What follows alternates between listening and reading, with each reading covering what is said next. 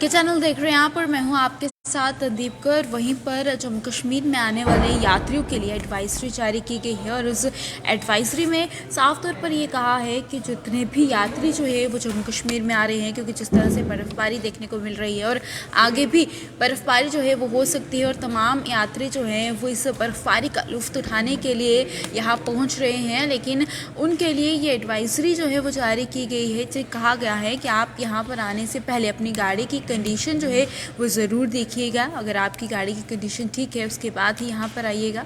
साथ ही ये भी कहा गया है कि आप अपनी गाड़ी के जो टैंक का फ्यूल टैंक को भर के रखिएगा। एटलीस्ट इतना फ्यूल जो है वो आपके पास होना चाहिए कि आखिर अगर बर्फ़बारी में 2 या 3 दिन आपकी गाड़ी वहाँ पर फंस जाती है तो आपको किसी प्रकार की कोई भी परेशानी का सामना ना करना पड़े। वहीं पर यह भी कहा है कि बिना ड्रिंक के आप ड्राइव कीजिएगा, इस चीज़ का ध्यान ज़रूर रखिएगा। अगर आपको किसी पहाड़ी पर जाना है तो वहाँ पर तेज़ जो है गाड़ी बिल्कुल ना चलाइएगा। आपके साथ जो दूसरी गाड़ी है उसमें और आपकी गाड़ी में बिल्कुल एक सेफ़ डिस्टेंस मेंटेन करके ही गाड़ी ड्राइव कीजिएगा। और जहाँ पर आपको नींद आती है वहाँ पर या आप थक जाते हैं तो आप वहाँ पर गाड़ी जो है रोक दीजिए, रेस्ट कीजिए। और ये भी कहा है कि ओवरटेक जो है वो बिल्कुल ना कीजिए, एक ही लेन में चलिए। और ये भी कहा है कि पूरे रास्ते में, क्योंकि रास्ता काफ़ी ज़्यादा स्लिपी है, तो आपको बिल्कुल सेफ़ ड्राइव करना है। और आप अगर बिल्कुल बर्फ़ वाले इलाके में जा रहे हैं, गुलमर्ग जा रहे हैं, टनमर्ग जा रहे हैं, जहाँ पर काफ़ी ज़्यादा बर्फ़ है, तो वहाँ पर एक चेन है, आपको वो चेन बांध कर ही जो है गाड़ियों के टायरों पे वो चेन बांधनी है। उसके बाद ही आपको वहाँ पर जाने की परमिशन जो है वो दी जाएगी।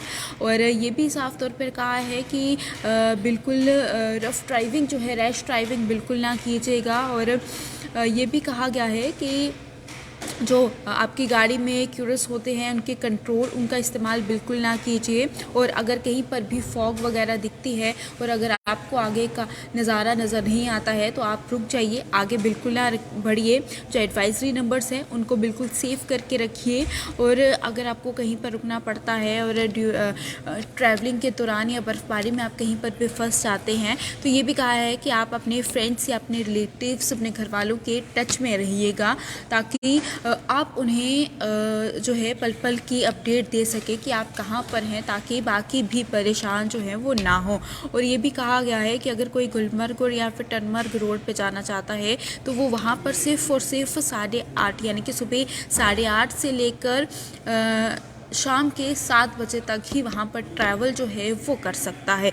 उसके बाद वहाँ पर ट्रैवलिंग जो है वो नहीं कर सकता। वहीं पर ये भी कहा है कि आप अपने साथ अपने एक्स्ट्रा कपड़े और फूड जो है वो भी रखिएगा, ताकि अगर कहीं पर रुकना पड़ जाता है और वहाँ पर कोई भी खाने का सामान नहीं है तो आपके पास ही होना चाहिए।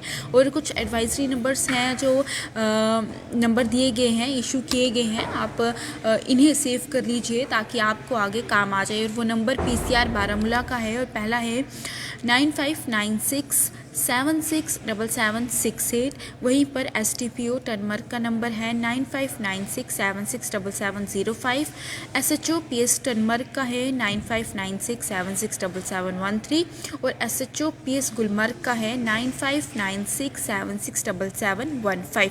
तो ये एडवाइजरी है जिसमें ये बताया गया है कि आपको किन किन चीज़ों का ध्यान रख कर ही आपको जो है ट्रैवल करना है। और सबसे ज़रूरी बात यही है कि आपको चेन जो है वो गाड़ी की टायरों में बांध के रखनी है और उसके अलावा एंड स्टिल जो चेन है उसे बांधनी है, उसके अलावा आपको जाने की परमिशन नहीं दी जाएगी। तो ये पूरी एडवाइजरी थी जो कि मैंने आपके समक्ष रखी है। अपनी राय जो है आप भी कमेंट बॉक्स पर लिखना ना भूलेगा। और आप भी अगर कहीं पर ट्रैवल कर रहे हैं और इस वक्त कहाँ पर हैं तो उस जगह को भी मेंशन करना ना भूलेगा। मुझे दीजिएगा इजाज़त, नमस्कार।